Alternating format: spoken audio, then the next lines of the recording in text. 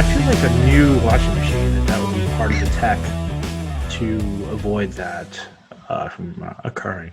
Yeah, the GE one has this microban coating that apparently is difficult for bacteria mold to grow on, plus that vent system, which seems to be unique to them. All the other ones have some type of cycle where, like, you, I guess, run bleach through it and it uses really hot water. I don't know. It does something, but they have, like, self-clean cycles. I don't know. I got nothing. I don't know what's good out there. I was hoping maybe you did some research as well, but it's like it all hinges on me. Yeah. Anyway, welcome to Retraction, the world's best appliance review podcast. Yeah, if you've bought one recently, let us know. I could really use the help. What do you want to talk about today? Sent some interesting things over. I wanted to talk about all the Elon Musk stuff. I wanted to talk about Elon's cyber chip. And by cyber chip, I mean brain chip. I don't know what people are calling it. I could just look it up, but I'm not going to.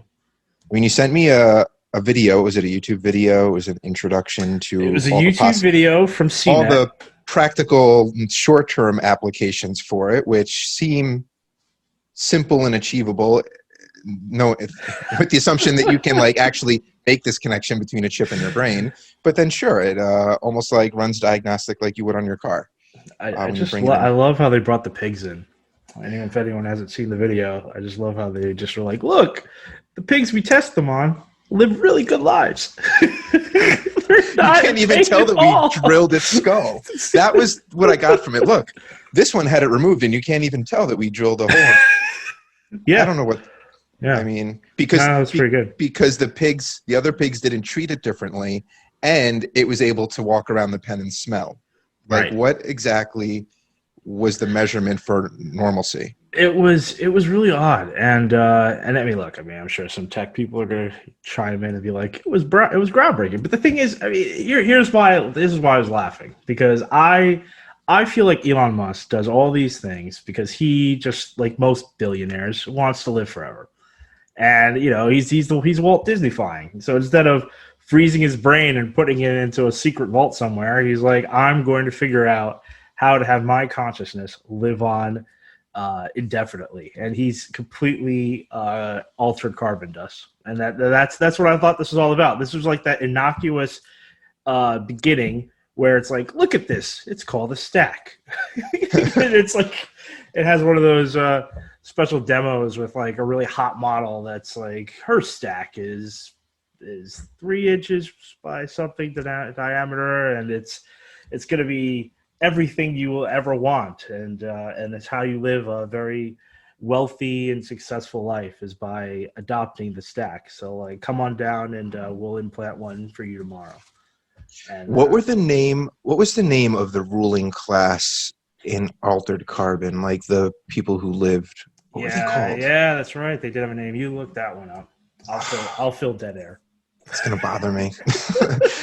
But that's exactly what I thought of as well when you sent that to me. Well, I'm just putting it together. I'm like, look, this dude's got a cyber chip, and at the very end, he's doing Q&A, and of course, someone starts nudging him, and it's like, well, can it record your memories? And he's like, of course it can record memory. You're just like, yeah, this is the whole point. It's not about fixing spinal injuries. It's about recording memory. And then you link that up with the fact that this dude bought like 300 satellites that communicate with Earth.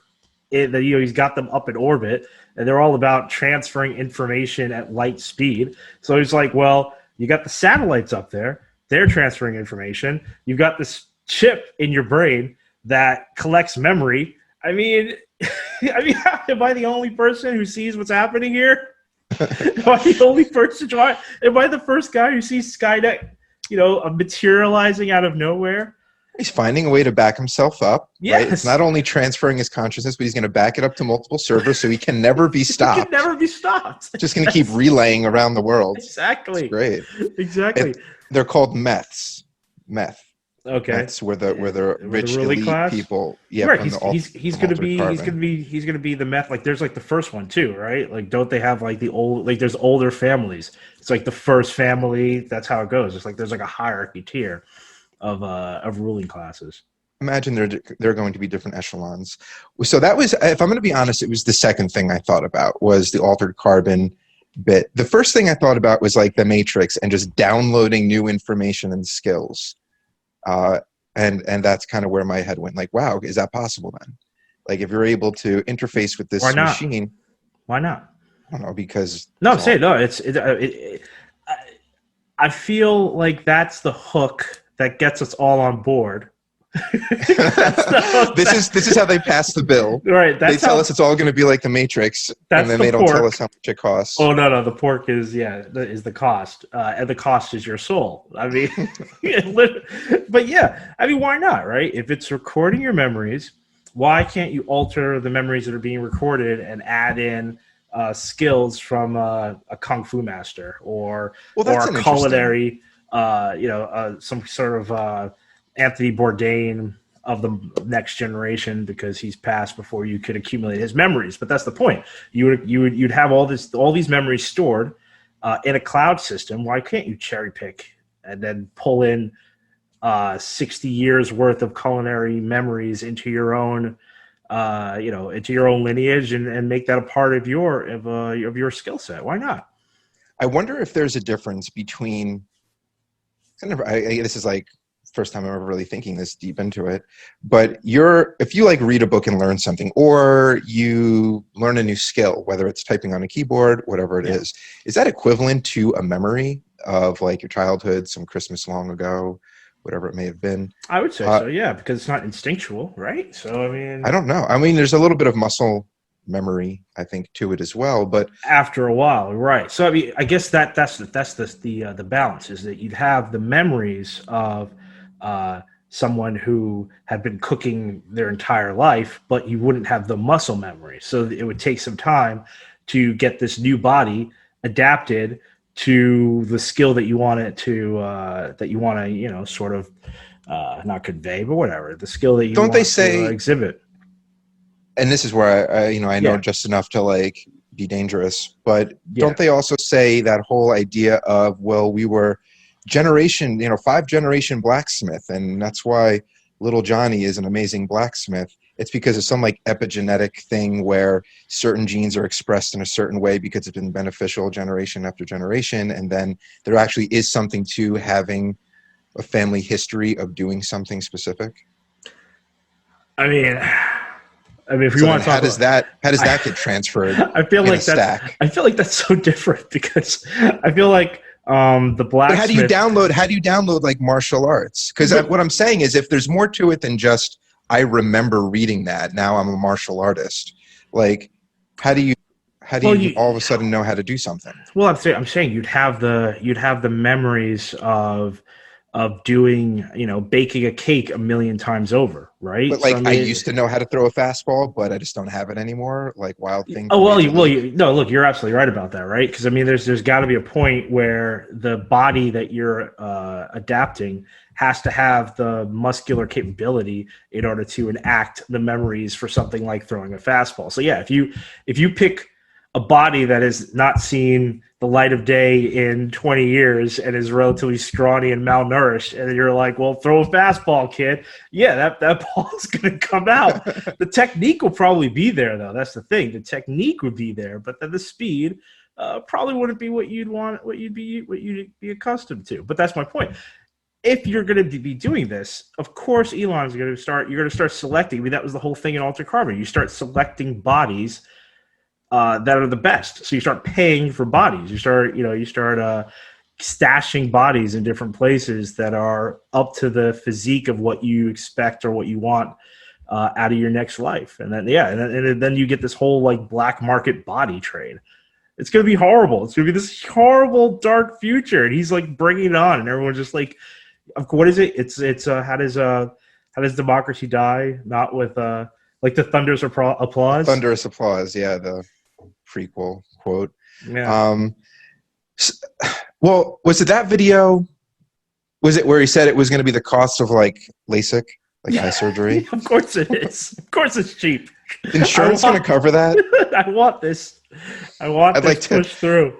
I'd like to be downloaded now. Well, that's the thing, though. Is it a matter, because Is it a matter of uploading your consciousness or downloading information and being able to maintain your body? Somehow going beyond, oh, my liver's going, I should order a new one from Amazon, but instructing your cells to repair, where otherwise they may have a replication glitch where they no longer like perform the way that they're supposed to. Well, I mean, I think that's the main goal of it, right? I mean, we're off like so you remain, so your body remains like its own. You don't need to trade it in. Your body just remains healthy because you're diagnosing yourself constantly. I mean, I can't speak to that part because I don't think he built the chip as this is how you live forever. I don't remember that being part of the conference, but. Oh, he didn't want to make it weird. He just he didn't want to make it weird until he was like, "Can you record memories?" I believe so. He didn't want to make it weird. It's funny because from what I recall, when he started saying the weird stuff, he actually said it in a creepy way. He says everything in a creepy way. Anything that is more true to form in like his weird sociopathic brain. It's like yes. Eventually, you'll be able to record memory. Is this a hot mic? Did anyone hear that? Memory. Eventually. Oh.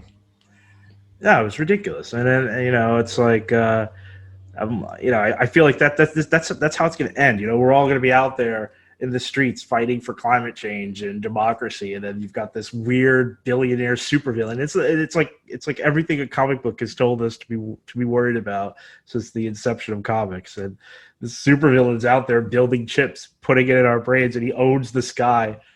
It's full of his satellites. And it's like, what are we allowing to happen? Like, is anyone paying attention to this? It's interesting because we're talking about like just what we know from movies and our limited imagination of the types of things that you could download. Your limited imagination. Yeah, my limited imagination. Sure. Why not? But is there a scenario where in the way that you are annoyed with your internet provider for lagging speeds or whatever it may be, outages, like what are some of the things that you would depend on, you could see humanity depending on to download that they would be annoyed with Elon's corporation for not allowing for fast enough bandwidth? Oh, you mean like when they start? Like you're not going to say how come I didn't download karate fast enough? Like that's silly. But like, is there something more like how we all are now dependent on the internet? Is there something that will become so normal with us that we'll become dependent on it, and then he'll have us? Yeah, the affordability and the love affair with living forever. It'll get to a point where you could easily hike up the price because people will, you'll have that first generation of people where it might be cheap and they'll all get their brains uploaded and you'll start, this whole process of living forever. And at some point they'll start to cut it off, right? It'll be like a drug deal. They'll give you a taste. I got one. Go for it. So what about all right, you get 50 gigs of storage. Obviously, we need a lot more than that, but that's the number I'll work with. And then he's like, you're approaching your 50 gigs, either upgrade or you have to ditch some memories. Do you want to forget your daughter? Do you want to forget your son? No, it'd be worse than that, though. That we were going the exact same place. We were converging at the exact same point. It'll be worse than that. It won't be, do you want to forget your daughter? It'll be, I will pay for you to get more memory if you give me those memories of you as a chef. If you give me those memories of you doing X. I was like, I would like those skills, but I will rip out those memories and you can keep the memory of your daughter and will allow you to get a discount on the store. So like some type of involuntary open source, open market type of thing. Why wouldn't you do it that way? So it's almost like you get your solar panels and whatever you don't use, you kind of give back to the grid. That's exactly how it will be. Except in this case, in order for you to stay alive, you're being forced to give back to the grid, which then I assume someone else would pay for. Then that would just... Yeah, you put a premium on it and create a black market. Then that would create a black market, because then if he has the tech to like rip skills from you, then you could just sell your own skills or rip them from some type of Pirate Bay or whatever. That's exactly what, you'll be like, instead of giving you the money, there's a guy who says he could do it for a quarter of the price. And it's all glitchy. It's like a jailbroken phone. Shitty Android. You just walk around and piss your pants or something. It's a small price to pay. Small price to pay for eternal life. But yeah, of course, it's going to get super dark, and it's like we're always on the cusp of a super dark future, and it's like everyone thinks it's a million miles away in terms of time, and it's like not really. Really, we could easily get close. They're as long as something is easy enough, as long as the tech is easy enough, and there is enough of an incentive for people to want to abuse it, want to covet it. You're only a millisecond away from that dystopian darkness. I wonder how quickly it will come. Because right now, from what I saw, he implanted it, took one out, and the one that was still implanted was like monitoring brain waves, maybe heartbeat, that type of thing. All very like medical oriented stats. But that's a big leap from going from that to creating new pathways in your brain. Creating new neural connections and like learning, like actually installing knowledge and skill. Like how do you, like I guess it's like, it's nice to think about. It's like, oh, we went to the moon. I guess we'll be traveling at warp speed anytime now. Like, is it just like such a stretch? Yeah, they're in sort of the same ballpark in a way, but like, is it just like so beyond where we even are that it's like, no, it's like, that's not going to happen. No, you're right. I mean, you here's the thing, right? You never know. It's because it's we know that history is not this linear line of just like constant progress. It stops and starts. So this could just be another stop. You're absolutely right. I mean, it could just amount to nothing. His whole plan could just like nullify it, and we never hear from it again until someone else picks it up and then finds that breakthrough. Because where we are today versus where someone in 1945 would think we would be is insane, right? But if you look at the same time span between 1945 and 2020, but then you go back, I don't want to do the math right now, but I guess it would put us into the 1800s, right? The tech was exponential, right? We're looking at exponential tech from the advent of the internet onward. The last 20 years has just been insane because you went from mechanical watches in the 80s to smart watches, right? And it's been less than a generation, right? So I mean that you're looking at exponential leaps. So that's the way it always is. So are we on the cusp of another one? Who knows? But you might know better than me. There are obviously, when you think of things like smartphones and stuff, there are some pretty incredible things that maybe maybe our parents couldn't imagine, but you did have. Am I wrong in thinking that a lot of the things we have now are just miniature versions of what did exist before? Like there was always some semblance of what we have now. I know that it's much more sophisticated, but we had, what was the example you just brought up? It's like a watch, mechanical watch to smartwatch. But it's basically a computer, and they had them. I know that they were invented at some point, and they didn't have them before that, but it was around, like, they just kind of miniaturized it. Is that? Yeah, but I mean, I feel like that's a little. Like, where's this? Yeah, you're probably right. I'm thinking out loud. No. I mean, that's what this is about. I love thinking out loud. We should do more of it. I guess what I'm saying is you're still looking at an exponential leap, right? Because you went from a period in the 50s and 60s where the computer that sent a person to the moon, right? Neil Armstrong, that did the moon mission, right? Took up an entire room. Right, it was massive. So when you're just saying it's miniaturized, I think that's sort of doing it a disservice in terms of the leap in tech, because it's not, it's like that computer couldn't run an iPhone 10 today, right? The iPhone 10 chip is so much more advanced than a computer that took up basically a warehouse, So it's more than that. Well, it's processing power, and I guess that put to use. Is that all the stack would be? Is it just sheer processing power? I guess that's kind of. Yeah. Is that what I'm getting at? Is that we're just making what exists better, and is that all that is like what we have today better, or is it a completely new type of science that doesn't exist today?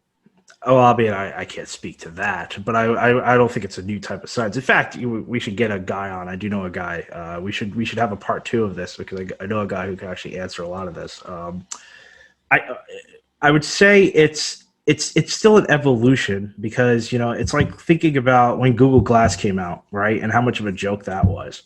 But it was about people wanting to invest in wearable tech. But wearable tech, even today, is still very much a niche product. Like, yes, Apple has brought the Apple Watch, and more people are wearing those, but not everyone, right? And it's still very niche, because you still have people who gravitate to mechanical watches. But the next evolution, so like where wearable tech probably will never take off, implanted tech very well might be, right? So it's like another branch, you know. It's like, it's not just a straight, you know, going from fish that comes onto land to human being. It's like you get like various species of human that, you know, some die out, you know, eventually one dominates. And I think that's the same thing when it comes to this kind of technology. It's like wearable tech has all these little branches, but none of them ever seem to go anywhere. And then someone comes along and is like, instead of wearing it, why don't we just put it in your body? And then people seem to be a lot more enthused about that. And then that takes off. So being able to communicate with the body, I think, is, because whether it's implanted or wearable, it doesn't really matter. It's just, how do you communicate with the body? And how does the body communicate back? And I think the body communicating back is probably done now through like prosthetics, right? Artificial limbs, things like that. Don't kind of have that now. And you even like maybe some video games, or at least some experimental ones, where it like follows your eye or your thought, and you can do different things. But that's all your body communicating out. The tech, what's outwards. The tech communicating in? Telling your body. That's what this is, right? That's what this is. This is like telling your body to repair itself. Or and the thing is, you've got. But no, it's he's doing like diagnosing, like saying, oh, you have maybe like a heart murmur, right? It's monitoring and then communicating out to a computer what it picked up, but it's not telling your heart to correct itself. No, wait. Did I thought that was part of it. I thought that part of it was like spinal, was like fixing spinal injuries. You could be right. By what? Like just kind of like relaying the message over the damaged part of the spine. That's what I thought. Down below. Yeah, that's pretty cool. I thought that was part of it.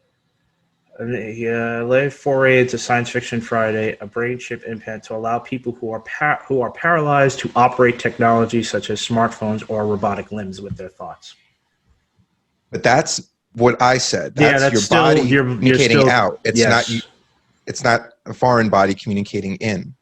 Now, I may be like looking at this completely wrong. I find that happens a lot when I think I understand some type of science, and then an expert comes on and just like blows my mind, completely turns it upside down the way that I was thinking about it. So my whole like binary way of looking at it, communicating in, communicating out, may not be right. But from what I understand, nothing is communicating in. Nothing tells our body what to do, other than like drugs, right? You take your Tylenol or something and it does. But that's fair. Well, right. But the thing is, people are looking at tech that would do that, right? Because I mean, that's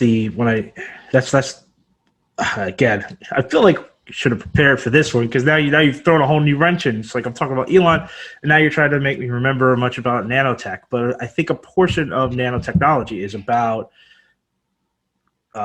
programming nanites to fix illness within the body, right? Am I right? Isn't that the whole point of it? Well, but that is still a foreign body attacking cancer, right? Like it finds a cancer cell, and these little nanobites with their lasers zap the cancer cells. I love being a layman. Right? That's what they're doing. They're not telling your body everywhere. They're not telling your body we need reinforcements. Send 35 more white blood cells to quadrant D. Like they're not doing that. It's physically taking a hammer and smashing. So wait, what are you saying? I want to get into what you're saying, because if we're missing it, then you might be onto something. What do you say? You have an implant in your body. Yeah. And let's say you have a spinal cord injury, right? I don't know anything, but let's divide the spine into thirds. Okay. And you damage the middle third. Yeah, middle. And so you need a bridge to connect the top third and the bottom third. Right. This implant would somehow take the signal from your body, from your head, and transmit it, skip over the middle part down to the bottom part, and then vice versa. So you have your sense of touch and feeling, transmit the bottom up. That would be the next evolution of it. It would be able to it would be able to intercept that signal, Yeah. copy it, Mhm. and then relay it back up so that you, as your body, could communicate. I think that would be the next step evolution. forward, That would be the step next forward evolution. would be to tell your body to do something else. So let's say, this is a silly one, but make your gray hair turn brown again or whatever. Ooh, right? Okay. So how do you tell your body to do that? So things like that. I think that Tell would your be the, psoriasis to go away. right. That would be the next evolution, right? Because right now he's talking about prosthesis. So he's saying your brain is connecting to prosthetic limb, and therefore it allows that prosthetic limb to function as if it were living, breathing tissue, right? So I think the next evolution to that would be to actually integrate into your body in order to heal yourself. Yeah, why not? Why not? I mean, I'm just saying that feels like another evolution. Why to not? the Because it's process. never been done. That's why. Well, neither is this. Just like warp speed. Yeah, but this hasn't been done either. I mean, there's no way. I mean, we've dabbled in it, but I think this would be the most advanced we've ever gotten. That's kind of where I get caught up, because now I want someone to tell me the difference between what I just said and drugs, alcohol, anything that we do, food, anything we do that does tell our body to do something. I would say maybe does it feed into some natural consumption, and we're just like, we know what receptors to manipulate, and that's different than instructing our body to go against its predetermined code. Like, I don't know what the difference there is, and I'm like way out of my league, obviously. Yeah, no, yeah. Gotta bring this guy on. Gotta bring this guy, because this would be fun. This would be fun because this is this kind of stuff that he likes to blabber on about all the time. But theoretically, I mean, look, you're looking at the fountain of youth, and I don't see why that wouldn't be the next evolution, because it's just about telling cells to stop doing what they do as they age, and making new ones, right? And so I have another thing now. So if you're going to live forever, do you feel as if when you're getting older, I don't know if it's that you're getting forgetful in terms of a lack of performance or something, or is it just like you're living too long and you're like unable to grasp as many things as firmly as you once were? Now, I'm not saying I'm going senile or anything, but I feel like there's just so much out there that you have to kind of pick and choose, literally, like, all right, I'm going to remember this and forget that, or I'll write that down. Has to do with sleep, I believe. And again, we're going to have to bring on experts, but from what I've read into that aspect, that actually has to do with sleep. So you're saying, well, so then if I get enough sleep, I'll never forget a thing? Well, that's the thing, but your body, as you age, it gets more difficult to get continuous, like, I don't want to throw out terms, but it has to do with, I believe REM sleep, and I think that it has to do with the disruption of it as you get older, and it gets more difficult to connect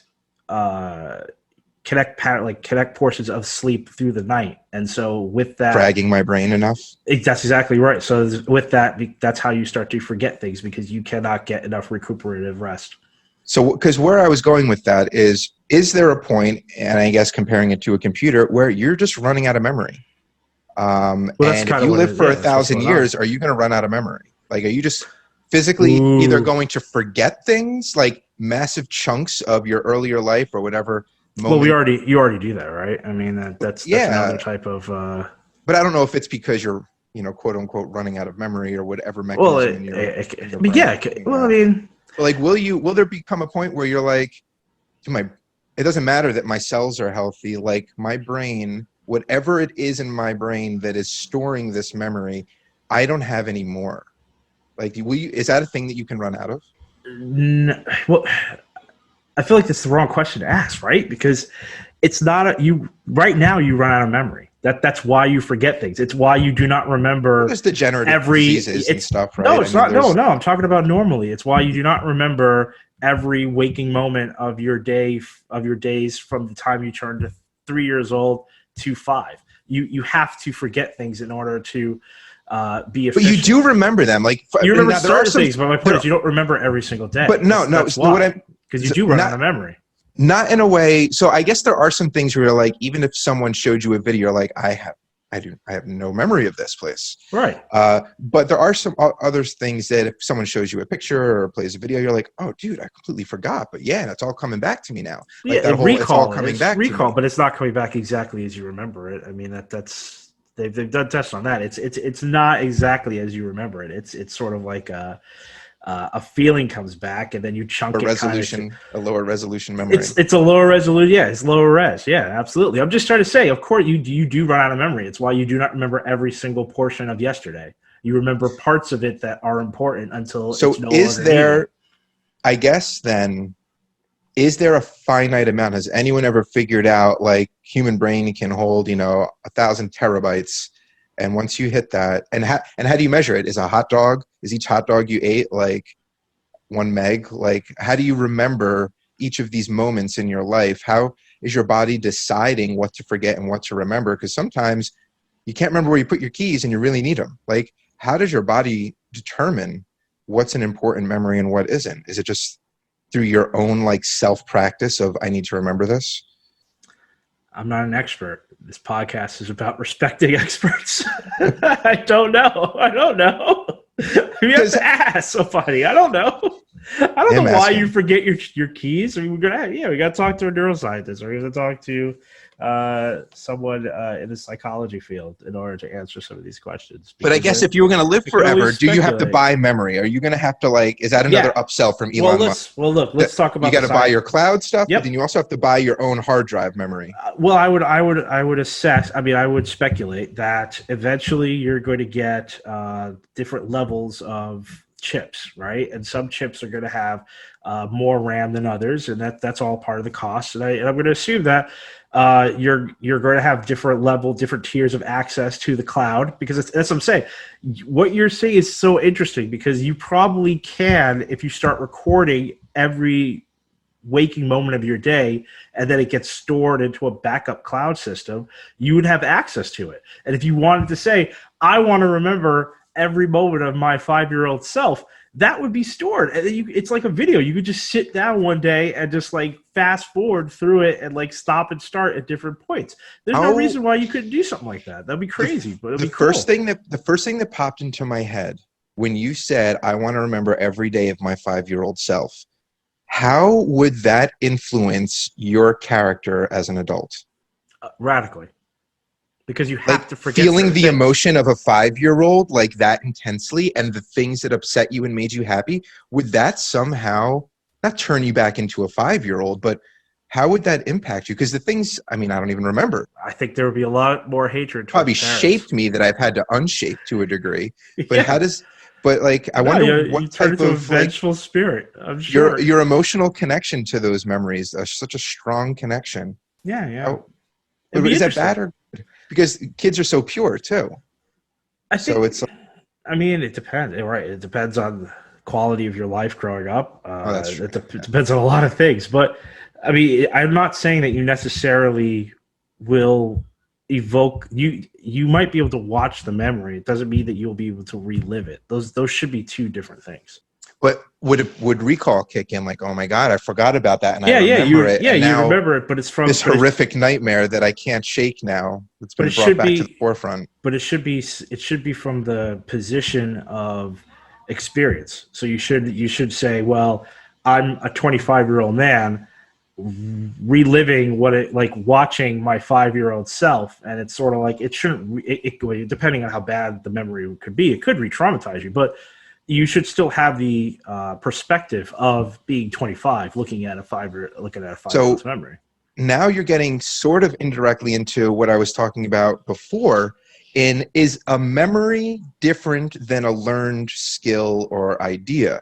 Because in order for you to learn it, like you have to feel it. It has to be something.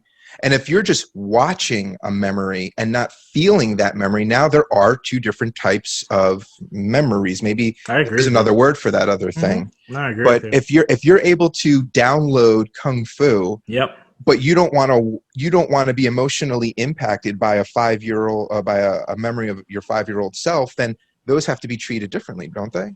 Yeah, no, I think I agree with you. I think they are two different things. I will say that I might have jumped the gun to say that just because you take the memories of somebody else as a 3-star Michelin chef does not necessarily mean that you will have the emotional understanding of food that person did. You're absolutely right, and you probably have to sit there and watch them grow up as a chef and watch them cook. And you're right, it might not translate to giving you those skills. You're right. So you're right. I mean, I think you need some sort of emotion chip. So it's not just not just a logic chip. You need an emotion chip so you can tap into the emotion of those memories. Yeah, you're absolutely right, because like, I'm making this up, but you go to the fair, right? You go to the fair. You go and you don't even ride the Ferris wheel, but you see the Ferris wheel and you feel this sense of joy. Yeah. So you sell that memory, and this is an adult memory. You sell that memory to someone on the Musk exchange, and they're like, so dark. And they're like, what the hell? This is just like a visual or whatever. Like, it's just it's just me experiencing the smells and sounds of the fair and the sight of the Ferris wheel, but I don't feel anything. And it's because it wasn't that moment that made you feel that. It was what it triggered, a domino, a cascading effect of all the memories you had as a child of visiting the fair and riding that experience as an adult brought back to you.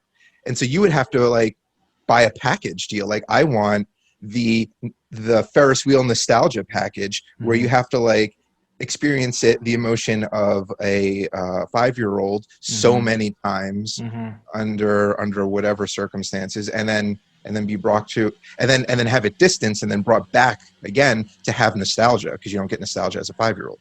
So how do you capture that, or is it just something chemical in the body that you're manipulating and that's it? No, but you know what? We might be back to your first assertion about what's the difference between this and drugs and alcohol.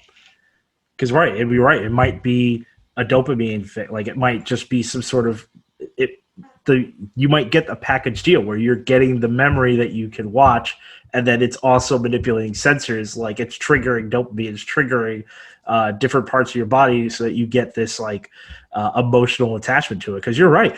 If you went back and just watched a random memory of yourself at 2, if you don't remember it and it's beyond recall, it's it could be foreign, and you might even wonder if it's really your memory, if it's innocuous enough, if it's just like you in a random playground, in your town that you grew up in, but you don't, it looks so different because it was like the 80s. And, it's like, was this me or is this just another kid that was in that playground? It could be anything like that. Yeah, you're right. That's super interesting. Super complex, super ridiculous. So I wonder if there's we got a ways before the dark times. He's not there yet, but I fear that he's on his way. He's definitely sowing the seeds to be the mastermind, and hundreds of years from now, there'll be a statue erected to him as the father of this new type of tech. So I'll say this. It would be some type of, I'm sorry, I can't let you finish the thought because I need to say it. It'd be some type of like 5D movie. So 4D, so 3D is 3D. 4D is like when they spray you with water. Where does that water come from? I don't know, but it happens. I went to like I know, it's horrible. And they did it. Yeah, it's horrible. Yeah. Oh, as a kid, you don't care. But then 5D is the emotion. Grunted employee just fills it with so they're like bringing the emotion to you. So you would need to feel it. That gives you your muscle memory and all that stuff. You need to see it, and then you need to feel it again, I guess, emotionally. I don't know. Figure that. That's what happens when you just talk what you're thinking. But wow, that's I don't know. That's like terrifyingly interesting. I mean, it's terrifying because human nature is to just I feel like there was a Black Mirror episode. There had to be a Black Mirror episode that was similar to it. One is coming to mind, but I can't remember the full extent of it. I've never seen the show. Oh, that explains why. Okay, because you have better TV recall than I do, and you would be referencing it. You really need to get into it because they do cover a lot of this. It's Twilight Zone, Outer Limits type thing. Let's let's call it that. I mean, I just with today's stuff. Yeah, with today's stuff. I mean, the Outer Limits is shaky to me because I can barely remember the Outer Limits. Twilight Zone, I felt like They did more stuff with, space and aliens, and they did. I mean, I don't want to say that more stuff, but I feel like they threw in a lot more. Whereas like Black Mirror is strictly tech, it's strictly dark tech, and then how that can go awry. Is it still going on? Is it like still being? I don't know, but I remember season. I wasn't that into the last season, but you should at least watch the first season. I think the first 2 seasons were really good, if my memory serves me correctly. Okay. The feedback I got was you'll love it, you need to watch it, and then it changed to like it's so over the top, it's silly. That's the last seasons, right? I think that's once they really started getting a lot more celebrities into them, and then they started getting a little more like out. But I never knew if it was like over the top. Like I don't mind out there sci-fi theories that we're just so far from it. It seems over the top, but it's totally plausible. No, I enjoy that. First season you'll love. I don't think you'll have a problem with the first season at all. I think the first season you'll love it. There's no doubt in my mind. Okay. I just think that if you kept going, you might get into a little like, ugh, this is a little much. Yeah. Yeah, I don't know if my wife will watch that with me. I might have to watch that one alone. Really? I feel like she. Maybe. Well, when I say watch, I mean like watch, and not have it on while she's doing something else. Like to sit and watch. Gotcha. Yeah. No, I mean we'll watch it, like just like she puts on background noise. Gotcha. Other things. Yeah. No shame in it. We all do it. So that was the first ridiculous thing, and then what was the second ridiculous thing? I can't remember. What we had a number 2. The self-driving cars. Oh well, I just said that this is going to integrate into the Teslas, of course. So because I mean, if you're controlling prosthetic limbs, why wouldn't you control a car as well? So I mean, that's got to just go for two for one. I'm sick of driving my own car ever since Cop. Mm-hmm. And he's like, wait, you broke up. What was that? Time Cop? Time Cop with Jean-Claude Van Damme. Did you? All right. Complete aside. Did you ever watch JCVD on Prime, on Amazon Prime? I don't know. You would remember it. It's Jean-Claude. He came back and did one season of a show called JCVD. Did you tell me about this? I don't know. You need to watch that immediately. The listeners probably not as if they're listening to this, they might find it interesting, but they do a lot of jokes about the difference between Blooper and Time Cop, so you'd like that. I mean, I loved Time Cop as a kid, but he would get in his car and he would say, home or take me home or something, and it took him, and I was like, that is amazing. And to be honest, I wasn't amazed that the car was driving itself. What stood out to me was that he could do whatever he wanted in the car.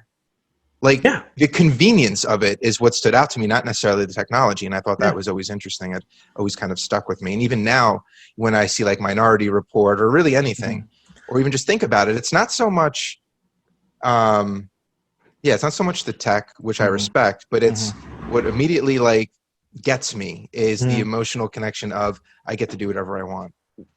That's the trick. I mean, that's the image, right? Is you have this car that is almost like a mini bus, and instead of people facing outward, right, to look at the road, they're facing inward, and you're playing like a board game, or you're just chatting, or you're most likely everyone's gonna be drinking alcohol. Let's just be honest. Yeah, probably everyone's just smashed while going 60, 70 miles an hour. Everyone's having an aperitif on their way to wherever they're going.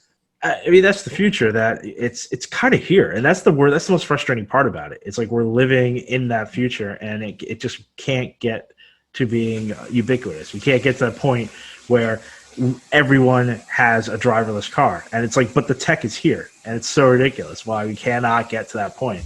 I don't want to drive anymore. I want to tell a car, take me X, take me, and that's the other thing. It would change commuting. Not that world events hasn't changed commuting, but if you would not care as much if you didn't actually have to drive and your commute was an hour, because that you could sit in there and you could get some work done, you could, call some friends, you could catch up on TV, you could read a book, you could do all these other things. You could make so much more of your commuting time if you knew you did not actually have to drive the vehicle. I mean, it's interesting you bring up commuting. I mean, I mean, some people obviously will still, but there's a large portion of the population that may not. They may not have to commute either at all or as much as they once did. I think jobs are being rethought. But the idea of being able to use your time more efficiently for personal use, I think, is important. We had spoken about it several times in the past in some of our bar conversations, where the idea of technology is always supposed to make life easier, but what it seems to do is free up time for us to work harder and work longer. Yes, that's all it does. Yeah. And so that is like one of the things that worry me is that, all right, yeah, sure, you're right. Employee 1257, that's right. You now have so much free time. I don't care that you live 3 hours from the office and you have a 6-hour commute. I want you to log on during those times and do your job. That's the most likely scenario. Let's not play around with that. Absolutely. Why not? That's the way capitalism will always work. But if we want to be idealists, we could say, well, now you're free. You're free to do as you like. You're free to have a drink, read a book, or log on and finish that PowerPoint presentation. Oh, that's right. That's right. And it's so sad. So sad. But, it will have massive implications on the share economy, and driverless trucks as well, because once you no longer have the limitations of someone who has to sleep, right? You've got long haul journeys. This is what the doomsday tech elites will talk about is they'll say, well, you've got all these towns in the middle of America that are all their whole existence predicates on having truck drivers stop through, right? You've got like diners, you've got motels, you've got all these things that are like, if you stop that flow of traffic, these towns are just going to become ghost towns because there's, if you've got automated trucks that just like line the roads, they'll just blow through those areas. And now you've just got no people that come through. You think I get it. I know it's a valid point because no one should be left out. I mean, it kind of just go. Not to mention the truck drivers themselves. I mean, I feel like that's not even something we need to your say. Philosophy towards the role of society to look after one another versus stifling progress. I mean, you can either somehow take care of those people, and I honestly don't know. I wouldn't be the person to even start prescribing a solution for this. But there needs to be some way of helping them. And I don't think it's realistic to say like retrain. You're not gonna be able to retrain everybody, although if someone wants to do that, that's fine. But there should be something. I don't know what it would be. Well, I mean, you can't just you can't let the town dry up and these people just go on welfare or worse, and then they just perish from. Well, we've let it happen before. I mean, no, but I don't. Why do we have to keep letting that happen? No, you're absolutely right. I mean, look. I mean, I feel like we're so far from that because you're gonna have this gap, right? Where once driverless trucks are allowed to take the road, and it is coming, and I don't know, it will probably be. Where the trucks have to pay a toll that would be equivalent to their omelet and coffee. Well, I'm just saying that nobody wants to arbitrary toll stations just put up. You might as well you might as well just give people money at that point as opposed to wasting the resources. Well, that's what I'm kidding. Yeah. But. Well, you're kidding, but that's I could see someone trying to do something so stupid. Such as the fact that Jersey still has people in toll booths taking money, despite the fact that the tech for... The myth is that is an amazing job. That's always what I heard, that it's high paying and it's a great job. Yeah, but in New York State, it's been completely eliminated. So the tech is there to do so. You have people doing a job that in other states is just completely automated. I don't remember the last time I threw coins into the basket. I don't remember. Well, you wouldn't have that because it's literally going to be a person that takes the ticket and you have to give money because the coin in the basket was just the precursor to the automation. Well, the Parkway had the coin in the basket. The Turnpike, these are all New Jersey roads. Right. Turnpike, I think, always had that ticket where you pay at the end when you exited, which for whatever reason always scared me. I was always very intimidated by the whole ticket thing. I don't know why. Well, I think it was the human interaction. I think that's what it was. Tickets are a scam. Never more so than in Italy. Because I remember losing my ticket, uh, getting on a highway in Italy and having to pay €100 as a result of it. Very funny. I also drove around in Italy, and I remember when I figured out that that's how it was going down, that I had to do the whole ticket thing. All of the insecurities of my early driving days Came bubbled up back. very Yep. quickly, and I like really slowed down before the toll as if I had a choice, like going to see if I had other options. Anyway, yeah. So back to the driverless cars. The point of that is we will not, as human beings, we will not trust cars to go from one day having people in them to the next day being people-less. So there will be a transition period where truck drivers will still occupy basically the cockpit of the truck, even though the truck is driving itself. That'll probably exist for a whole generation of drivers. So it'll be about looking at how that phases out. So I mean, it's not necessarily. I don't think that as Andrew Yang, I don't think that as he believes, where it's like, right over the next sunrise is going to be a day where trucks are automated and all these people are out of work. I think that there will be a time where a truck driver will tell not that it's a family profession, but someone young who's like, I want to be a truck driver, they'll go to the agency and the agency will say it's closed. We're not taking any more applicants, and we're shutting down after a number of years. And the towns, what, the government just buys them up and like relocates people? Well, here's the thing. I mean, again, this is all about government initiatives. This is where this is the key role of government. And I know that now we're getting back to politics. This episode was supposed to be light, but the key role of government is to create incentives for people. So I mean, the incentive, and you're supposed to be doing incentives that basically usher in good behavior.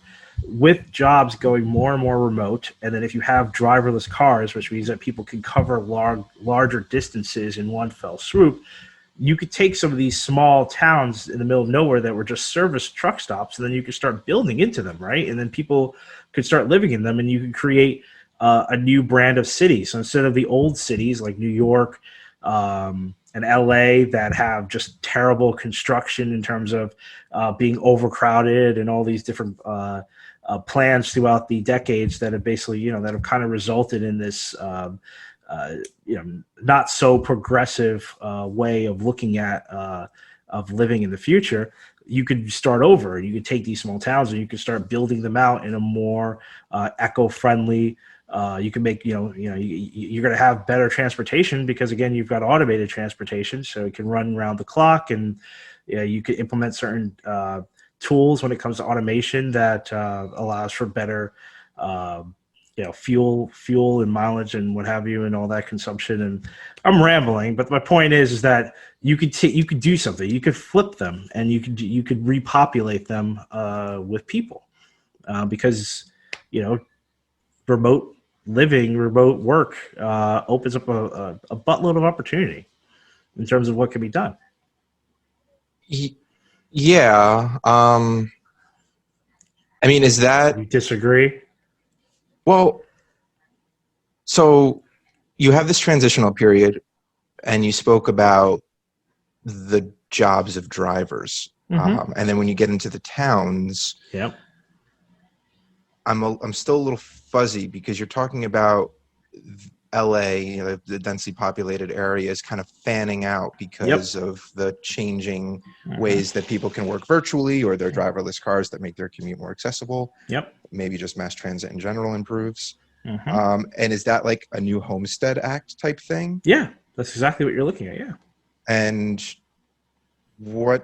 so then the federal government is going to come in and tell the local government, the state and local governments, how it's going to be.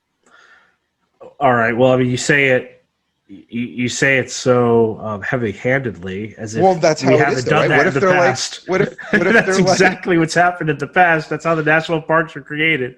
The government's done that many times. Except this time, it shouldn't be at the expense of the natives. It shouldn't be at the expense of the people who already live there. Everyone should be getting incentives. The government should say, look, you guys are the original inhabitants. You have a local structure. These are some plans that we want to push through to modernize this town and to turn it into a city. And That's cool. What if they say no? I don't know. An incentive isn't mandatory.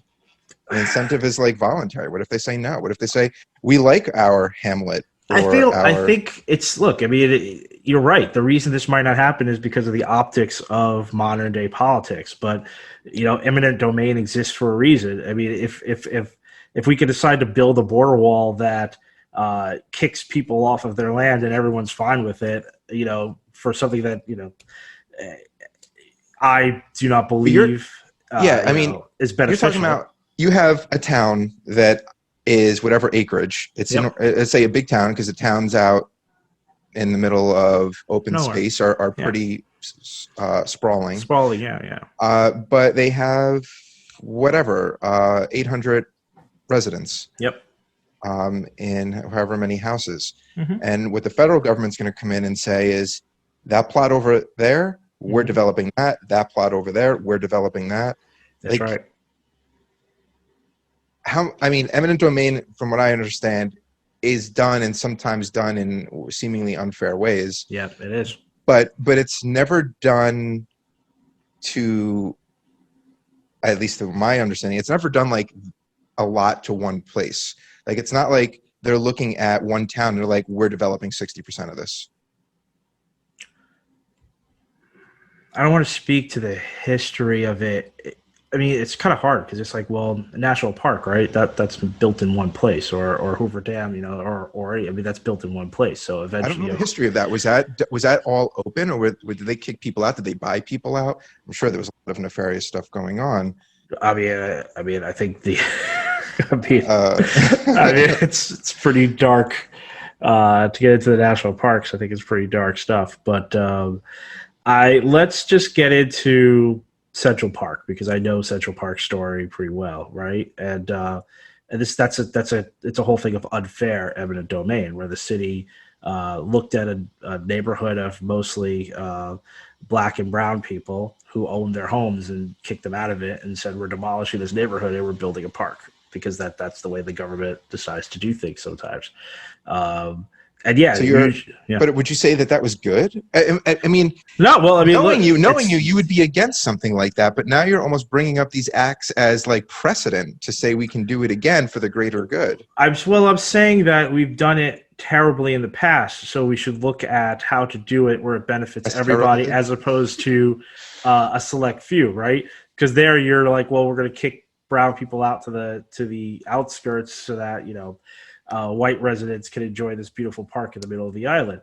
So instead of doing that to the people in the middle of nowhere, kicking them out to God knows where, and then developing this new hub for whatever generation is past millennials, we want to make sure that they reap any of the advantages of what we're doing as much as the people that are coming in. And that's going to be the balancing act, but that's what needs to be pitched. That's how the government needs to pitch this kind of program. You need to pitch it to say, for you who live here, your quality of life is going to improve. And we have to convince you, and you have to get on board before we do this. Or here's the thing. If a corporation like Amazon could come out and say, we want to get tax breaks to the point where we are not actually contributing to the city that is awarding us billions of dollars to move here, but everyone is going to raise up their hands and say, I want Amazon to move here. That's the kind of tactic that the government needs to take. They need to play the role of Amazon and say, we're going to be really cool. Coming to your town is going to change everything, except instead of pretending, actually make it a reality. That's the thing. You need to do that. All right. That's marketing. What I don't know, the data point that I'm missing, or maybe the map that I'm missing, let's just hone in on this whole truck thing, right? Yeah. We're removing drivers from the trucks, and that is going to impact all of these layover points. Yes. I don't know where they are. I don't know how many there are. I don't know how widespread they are. I don't know if there's a pattern. I don't know if they all follow some roads. I don't know anything. But it's starting to sound like you would just need to, in the way when they made all the interstates, like you would just need to redesign the country, like all of it at once. Because you're talking about taking all of the population centers and dissolving them into the surrounding areas so that there's more balance in population so that the population's evenly spread.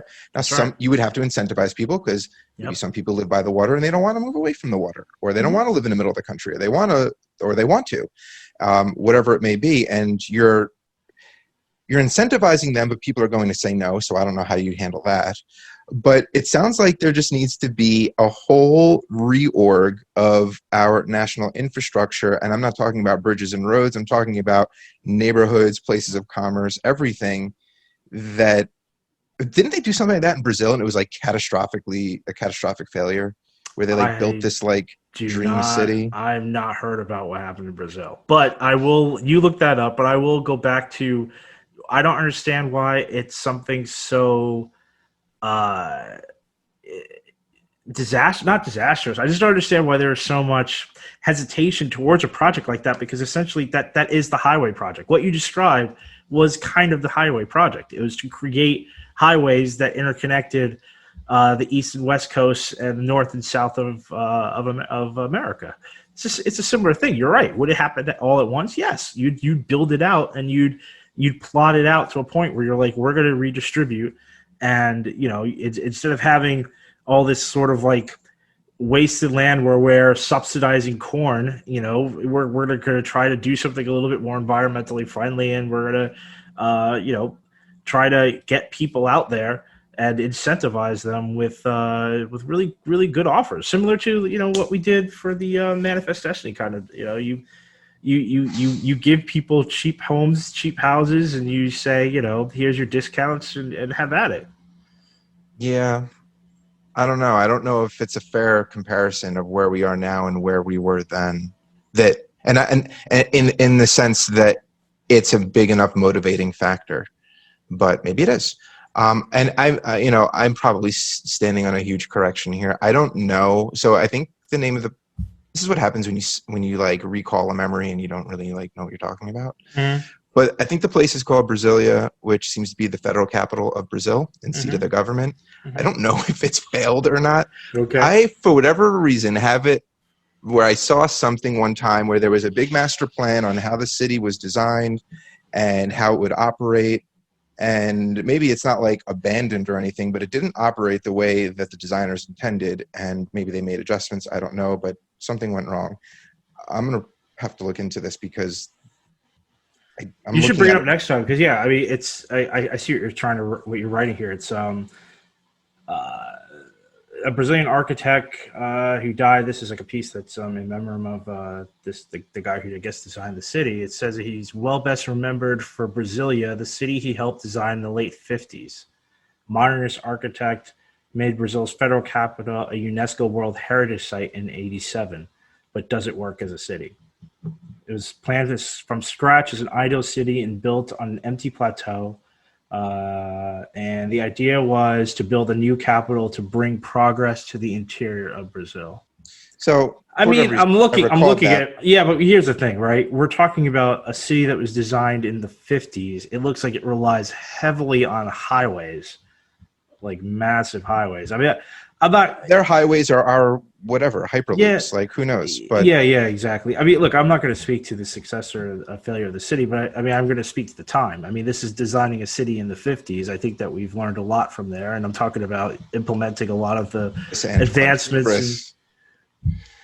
I'm talking about implementing a lot of the advancements in tech that we have, and we're talking about driverless cars, and we're talking about remote working, and we're talking about everything we've learned about, trying to be better in terms of balance between our technology and the environment, and putting it all into a pot and building new green cities. That's what I'm talking about here. I mean, you look at the desert, and we were starting. I don't know what's happened to them, but we were starting with the solar farms out there, because you've got this ample energy from the sun out in the desert, and I'm talking about building stuff around that, because you could have people living in those areas without having these 5-hour commutes back to these urban centers that are becoming in my opinion less and less not livable, but just less and less within balance between nature and where we need to be